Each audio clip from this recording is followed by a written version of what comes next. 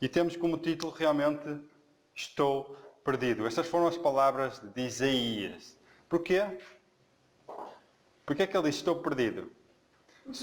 Porque no versículo de introdução de Isaías capítulo 6, versículo 5, nos diz: Então disse eu, ai de mim, pois estou perdido, porque sou um homem de lábios impuros e habito no meio de um povo de impuros lábios. Os meus olhos viram o Rei, o Senhor dos Exércitos. É interessante que, para compreender estas palavras de Isaías, temos que compreender o tempo em que ele vivia, o motivo que o levou a dizer isto, né? E o que é que acontecia praticamente? Porque é que ele disse estas palavras? Então nós lemos Isaías, a introdução, mas o propósito disto o objetivo disto é compreender a nossa condição, desvaziar-nos de nós mesmos e recorrer à necessidade que nos falta, que é a Jesus Cristo. Ele é o único que nos pode contemplar. Então devemos olhar a Jesus para compreender a nossa situação. O objetivo é deixar o orgulho, deixar a presunção, a vaidade e ser humildes e deixar-nos conduzir pelo Espírito de Cristo e não por os nossos impulsos, nossas palavras, porque nós não somos nada. Foi exatamente isso a conclusão que Isaías chegou. Então, Isaías ele foi chamado assim muito novo para ser profeta, para ser consagrado profeta de Deus. E nós, para compreendermos isto, vamos viajar um bocadinho lá ao tempo de Isaías e ver a condição espiritual do povo de Israel, a nação e o contexto destas palavras. Então, no livro Verdade sobre os Anjos, nos diz assim: nos dias de Isaías, a própria idolatria já não provocava surpresa. É interessante que a idolatria já era tamanha que já nem era surpresa, já era normal. Exatamente, nós hoje, no mundo em que estamos hoje, já é normal homem casar com homem, mulher com mulher, já é normal uma criança que é um rapaz querer ser rapariga. Então vemos aqui muitos contextos na nossa sociedade hoje que começa a ser normal, já não, como no tempo de Isaías, já não é surpresa nenhuma. Né? A idolatria devia ser em abominação a Deus, é da transgressão da lei dos 10 mandamentos, e vemos aqui realmente o que acontecia. Nós podemos acompanhar em Isaías, capítulo 2, um bocadinho mais atrás, então vermos realmente esta comparação no tempo, que nos diz assim, capítulo 2 e o versículo 8. Também a sua terra está cheia de ídolos. Inclinam-se perante a obra das suas mãos, diante daquilo que fabricam os seus dedos. Então vemos aqui que a idolatria era normal, mas não natural. Atenção, era normal no tempo de Isaías. E Isaías, supostamente, como profeta, anunciava ao povo as suas transgressões, os seus pecados, como profeta, levando-os ao arrependimento. Mas parece que aquelas palavras não tinham impacto. Isaías ele pregava, ele anunciava a mensagem para as pessoas se arrependerem, para se voltarem para o Deus, porque ao fazerem isso estavam a provocar a ira de Deus. Mas parece que a mensagem não tinha impacto algum. Isaías ele anunciava os pecados do povo de Deus, mas isso infelizmente já era uma coisa que normal, ser pecador, normal, entre os tempos de hoje, normal, comermos o que quisermos, comportarmos como quisermos, querer a ideologia de género como aceitarmos. Bem, a liberdade tornou-se normal, sem, como nos diz aqui, surpresa. Então, as práticas iníquas tinham-se tornado tão predominantes entre todas as classes que os poucos que permaneciam fiéis a Deus eram, não raro, tentados a perder o ânimo, dando lugar ao desencorajamento e, por fim, desespero. Parece que havia aí uma separação. Todas as classes já praticavam isso. E aqueles que realmente eram fiéis a Deus, que queriam se desviar disso, eram motivados, né, influenciados praticamente a perder o desânimo, a dizer que pregar para quê? Vir à igreja para quê? Falar de Deus? Ninguém quer. As igrejas estão vazias, as pessoas não querem saber de Deus. Então, parece que a comparação do tempo de Isaías é exatamente a mesma coisa para agora. Porquê? Porque as pregações não têm poder. Então vamos lá viajar ao tempo, vamos tentar compreender a visão de Isaías, porque isto foi uma visão. Nós no capítulo 6 vamos tentar compreender. Então vamos lá ver a visão no Isaías capítulo 6, versículo 1, 2 e 3. Lembrando que Uzias era o rei de Israel, ele morreu com lepra. Sabemos que em Uzias, lá, se formos a 2 Crónicas, no capítulo 26, a partir do versículo 16, Uzias ele Ele exaltou-se a ponto de entrar no lugar santo, não no lugar santíssimo, no lugar santo, para queimar incenso. Um trabalho que era só dado aos sacerdotes. Eles eram consagrados para esse ato. Mas Uzias, o rei, que foi fazer isso e acabou por ser, isto é, cair sobre ele a ira de Deus e ele ficou com lepra. Os irmãos depois podem acompanhar isso em 2 Crónicas, capítulo 26 e o versículo 16, 17, os irmãos vão ver esse relato lá acontecer.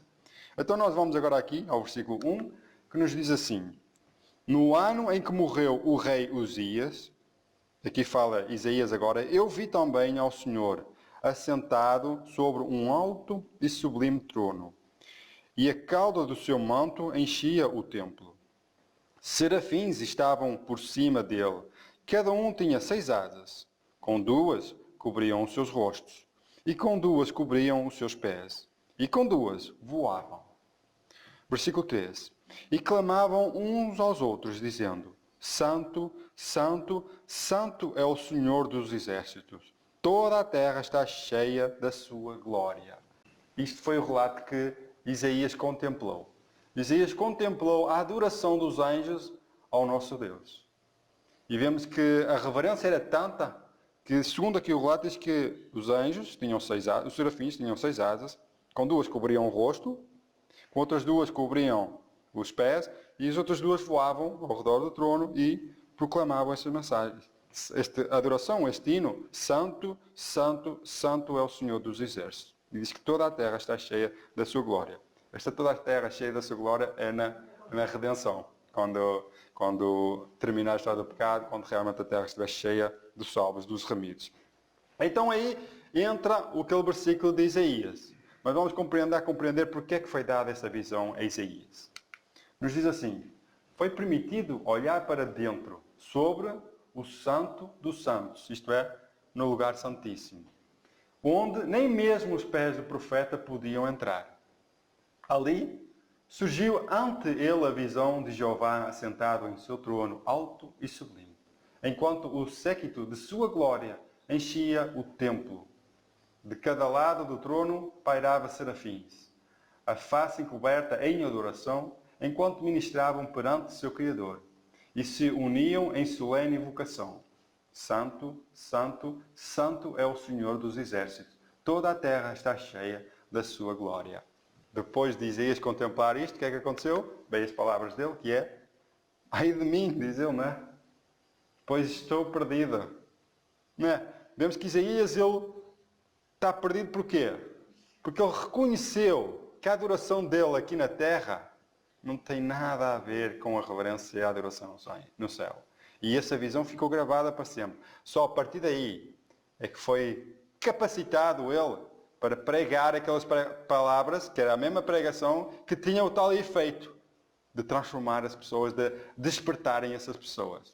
Então isso foi o que aconteceu com Isaías. E vemos que o profeta Isaías, ele ao contemplar tudo isto, ele reconheceu alguma coisa mal que nós precisamos reconhecer. Nós precisamos reconhecer isso. Sem isso, irmãos, não podemos ser instruídos por Deus. Diz aqui Isaías: quando o profeta Isaías contemplou a glória do Senhor, ficou assombrado e esmagado pelo senso da própria fraqueza e desvalia. Clamou: ai de mim! Isaías denunciara pecados de outros. Agora, porém, vê-se a si mesmo exposto à mesma condenação que pronunciava sobre eles. Satisfazia-se com cerimónias frias e sem vida em seu culto a Deus. Então ele vê-se agora no lugar das pessoas que eram condenadas pelas pregações dele. Ele agora via-se a si mesmo nessa mesma condição. Isso é o que nós precisamos termos essa certeza, ou ter essa convicção. Não soubera disto até que o Senhor lhe dera a visão. Quão pequenos lhe parecem agora a sua sabedoria e talentos, à medida que considera a santidade e a majestade do santuário. Sua visão de si mesmo pode ser repressa na linguagem do apóstolo Paulo. O que é que o apóstolo Paulo disse? Miserável homem que eu sou, quem me livrará do corpo desta morte? Então vemos aqui a visão de Isaías. Enquanto ele não contemplou a glória de Deus lá no santuário, o culto dele, a adoração a Deus, dizia ali que era fria. Por isso é que não tinha experiência nenhuma, por isso é que não havia alterações, as pessoas continuavam na sua vida e até a idolatria era uma coisa normal. Estão a entender? Foi preciso ele contemplar para fazer aquela comparação. O apóstolo Paulo também, quando contemplou a Cristo, né, vemos que ele caiu por terra.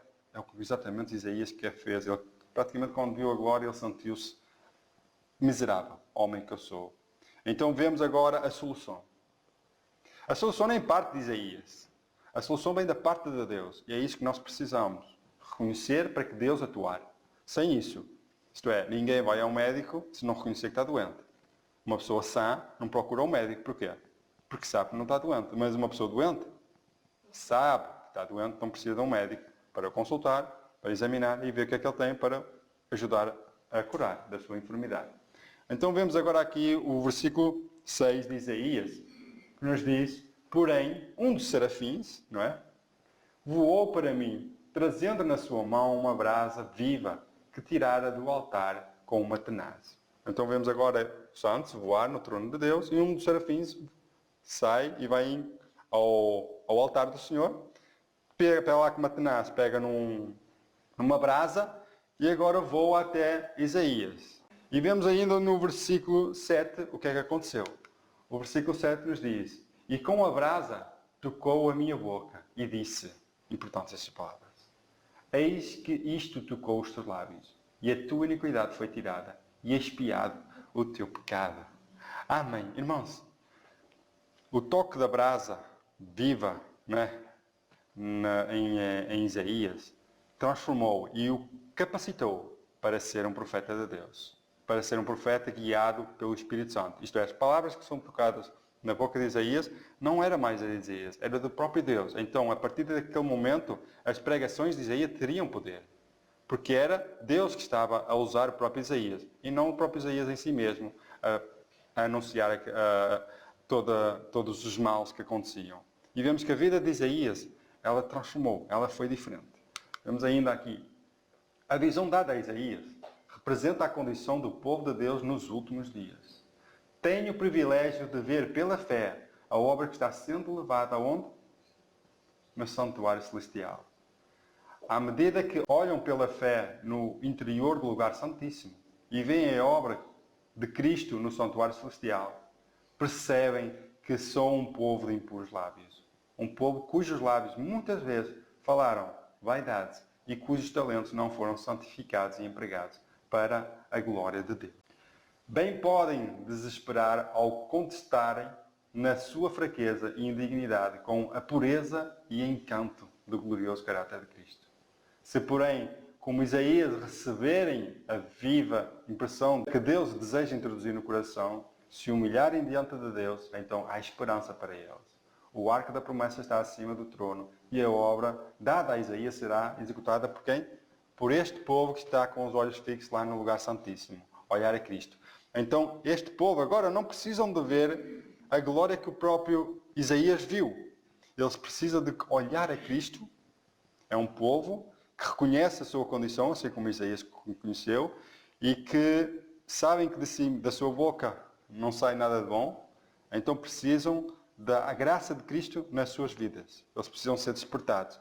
E diz que este povo, ele será conduzido ou quando olham para Cristo. Se não olharem para Cristo no lugar santíssimo, nós sabemos que, irmãos, estamos hoje são 19 de outubro de 2019. Sabemos que daqui a 3 dias chegaremos, né, pela graça de Deus, a 22 de outubro. Os irmãos sabem o que aconteceu em 22 de outubro de 1844. A partir daí, esse povo começa a olhar para o lugar santíssimo. Vemos que é o início, segundo a profecia de Daniel, segundo a nossa crença da Igreja da Reforma. Então vemos que daqui a 3 dias haverá 175 anos em que Jesus entrou no lugar santíssimo. Noé teve 120 anos, né? Nós já vamos com 175 anos para nos arrepender. Porque Jesus está a fazer essa intercessão por nós. E se nós, como povo, olharmos lá ao lugar santíssimo, vamos ver que está a ser feita uma obra pelos nossos pecados confessados. Então devemos olhar sempre para Cristo e para o lugar santíssimo para confiar em seus méritos e viver nesta vida já com a convicção que alguma coisa está a ser feita em nós. Né? E a partir daí, Deus é que fará em nós essa transformação, porque estamos a viver de acordo com o parâmetro que Deus quer. É para nos preparar para a vida eterna. Então é a necessidade de um Redentor. Da escola sabatina fala a necessidade de uma expiação. Isso é que o povo precisa. Se o povo não sabe que é pecador, não tem necessidade de um Redentor, não tem necessidade de alguém que o salve, porque não tem essa convicção do pecado. Nos diz assim, temos necessidade de que a brasa viva do altar nos seja colocada nos lábios. Devemos ouvir pronunciadas as palavras que Isaías ouviu, que é a tua iniquidade foi tirada e perdoado os teus pecados. Isso é o que Jesus quer fazer no lugar santíssimo. A brasa viva é símbolo da purificação. Se ela toca os lábios, nenhuma palavra impura deles partirá. Estão a ver a característica dos 144.000? Eles são irrepreensíveis na sua boca, não se acham enganam, porque eles são cheios do Espírito. Eles contemplam a Cristo. Aliás, está escrito que eles seguem o Cordeiro por onde quer que ele vá. Se Jesus passa o lugar santo para o lugar santíssimo, eles acompanham esse acontecimento. Eles estão sempre com os olhos postos em Cristo. E Cristo estará com eles, porque eles serão o seu povo. E a terra será cheia da sua glória. Então devemos receber o toque das brasas vivas na nossa vida, para que a nossa boca não se ache engano e porque as nossas palavras não sejam assim aquelas palavras ásperas de condenação, de presunção, enfim, aquelas palavras que a carne infelizmente toma posse. Então devemos receber, deixar que Cristo faça essa obra em nós. E é o que Ele pede, é o que Ele pede. Nos diz assim aí, o que houver recebido esse preparo será no mundo uma força para o bem.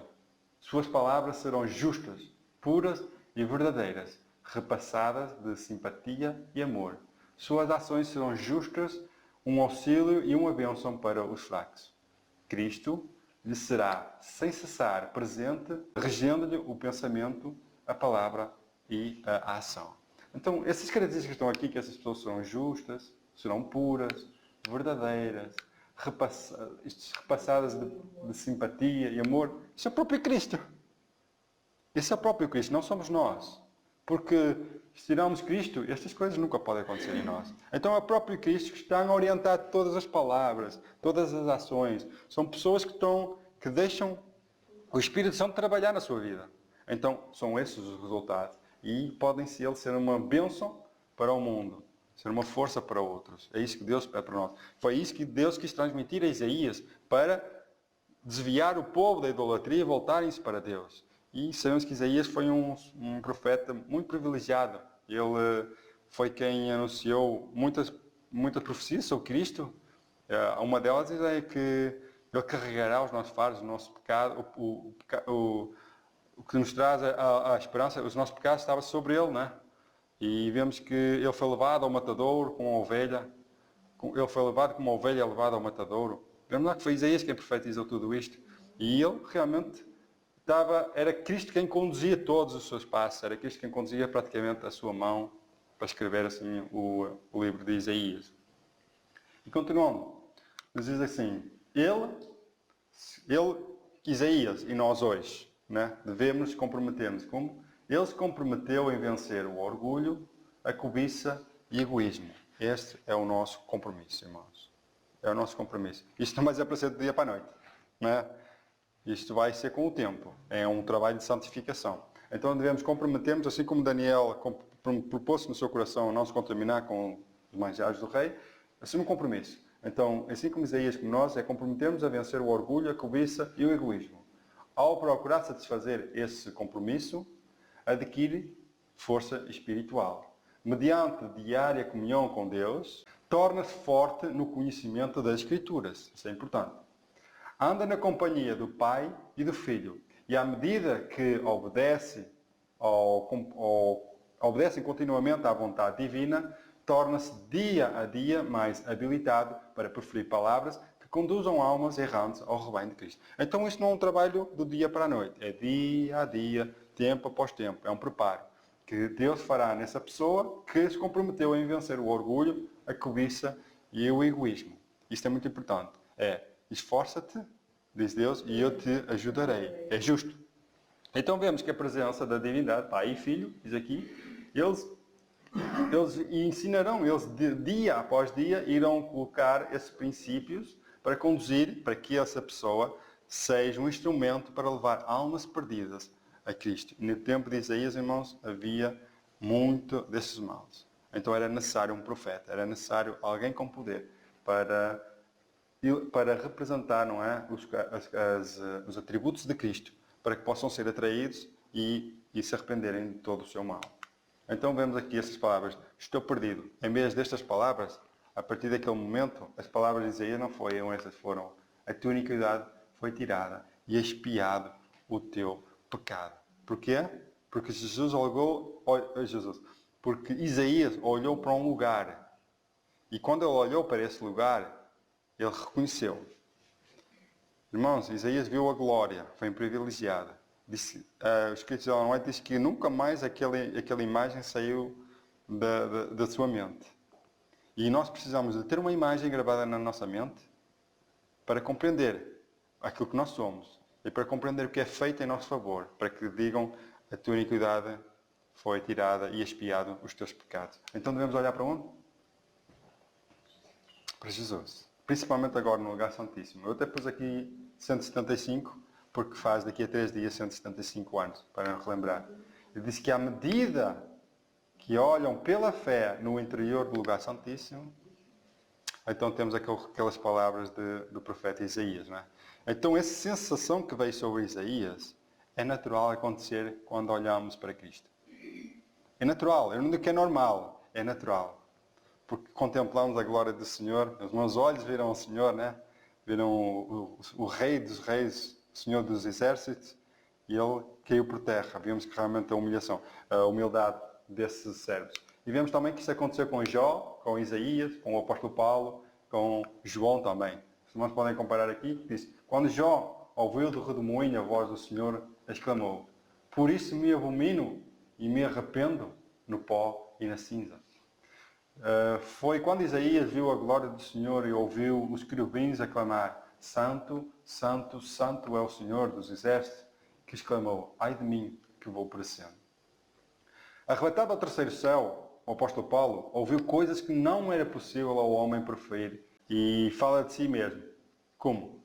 O mínimo de todos os santos. E também foi o amado João que se reclinou ao peito de Jesus e lhe contemplou a glória, que caiu como morto aos pés de um anjo. Isto é na visão de Apocalipse, quando João teve aquela visão. Então vemos que a necessidade é de nos humilhar perante Deus. É deixar contemplarmos a glória de Jesus e dizer, quem sou eu? Dizer como salmista, quem é o homem para que te lembres dele? E o filho do homem para que o visites? Essas palavras realmente elas têm valor quando nós vemos a Cristo. E dizemos realmente quem sou eu, o que é que eu estou aqui a fazer. Não é? Como o Jó achava-se, não é? Eu já tinha um bocadinho se achava um bocadinho injusto. Apesar de ser um homem temente a Deus, que se afastava de todo o mal, ele tinha ali uma aresta para limar ainda, para se tornar uma pedra viva no templo de Deus. A justificação própria é um bocadinho dura. E Jó lutou com isso. Então Deus começa a fazer perguntas a Jó. Já que és tão sábio, assim como dizes, tão justo, vou-te fazer umas perguntas. E responde-me se conseguires. Então Deus começa, onde estavas tu quando eu criei os fundamentos da terra? Onde estavas tu quando eu dei ordem às estrelas e por aí fora? E Jó disse, o que é que ele disse? Agora sei. Agora viu de maneira diferente. É isto que nós precisamos de ver. Nós precisamos de ver o que é que foi feito em nosso lugar. E precisamos ser libertados desta presunção, deste culto frio, assim como Isaías chegou à conclusão. Não pode haver exaltação própria, jactanciosa pretensão à libertação do pecado, por parte dos que andam à sombra da cruz do Calvário. Sentem eles que foi seu pecado, que é o causador da agonia que quebrantou o coração do Filho de Deus. E este pensamento os levará à humilhação própria. Os que mais perto vivem de Jesus, mais claramente discernem o que é a fragilidade e a pecaminosidade do ser humano. A sua única esperança está nos méritos de um Salvador crucificado e também ressuscitado. Então este é o motivo que faz com que este povo se humilhe.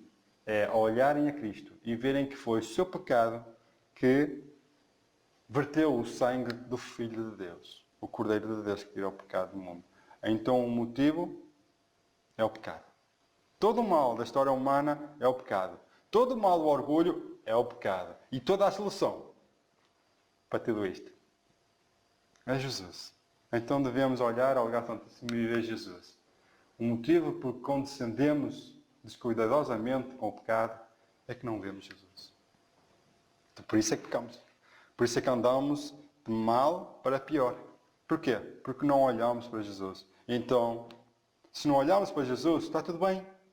Eu não preciso de médico, eu não preciso de um libertador, eu não preciso de um salvador. Não existe lei. E não é preciso todo este plano que está a acontecer para redimir a humanidade. Não precisam dele. Então acabam por se perder. E dizer essas palavras. Estou perdido. Irmãos, para terminar, os irmãos, para compreender, eu tenho aqui este livro de meditação. É um livro que os irmãos não sei se têm em casa. É um livro que eu faço algumas meditações. E tenho aqui uma meditação que chama muita atenção, baseado neste tema. Diz assim: a revelação do Filho de Deus na cruz, morrendo pelos pecados dos homens, atrai o coração da humanidade pelo poder do amor infinito e convence os ímpios do pecado. Cristo morreu porque a lei foi transgredida, e o homem culpado pode ser salvo da pena da sua enorme culpa. Mas a história provou que é mais fácil destruir o mundo do que reformá-lo, porque os homens crucificaram o Senhor da Glória, que veio para unir a terra ao céu e os homens a Deus. Então a única maneira de sentirmos que somos pecadores é olhar para Cristo e ver que Ele morreu por causa da transgressão da lei. E foi por causa dessa transgressão da lei que Ele veio a este mundo para unir o céu de novo à terra, que foi separado pelo pecado. E também vemos aqui para compreender o que o pecado tem feito e sentirmos a culpa do pecado, tem neste livro que nós estamos a estudar, da Escola Sabatina, fala na expiação, na necessidade da expiação. Aquelas palavras de Adão, quando compreendeu o que é que o pecado, uma pequena desobediência que parecia insignificante, trouxe.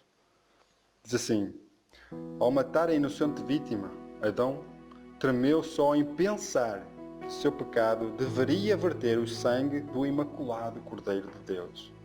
Essa cena deu-lhe uma intuição mais profunda e vívida da grandeza da sua transgressão. O que é que nós precisamos, irmãos? Assim como Isaías contemplou a glória de Deus, nós precisamos de apreciar cada ato, cada ferida que Cristo sofreu. Ele, antes de ser crucificado, ele foi açoitado.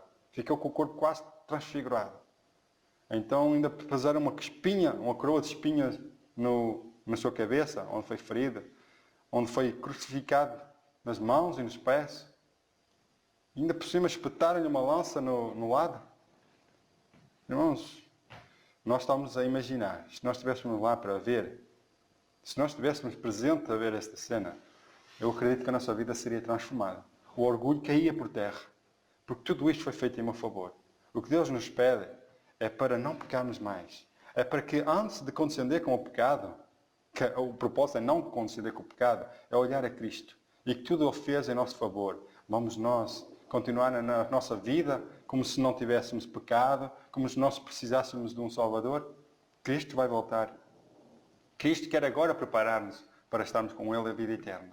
Ele fez o sacrifício e hoje está a completar essa expiação, que é apresentar o seu sacrifício perante o Pai, para nos purificar, isto é, para transferir os nossos pecados confessados para Satanás, isto é, para o bode emissário, não é? E esse bode será então depois levado com os nossos pecados para, isto é, exterminar de uma vez por todas o pecado do mundo. E que Deus abençoe realmente a compreender estas lições e a olhar para Cristo. E vermos que nós não habita bem algum. E que a graça de Cristo, a justiça de Cristo, faça em nós aquilo que nós não conseguimos fazer. Que Deus abençoe.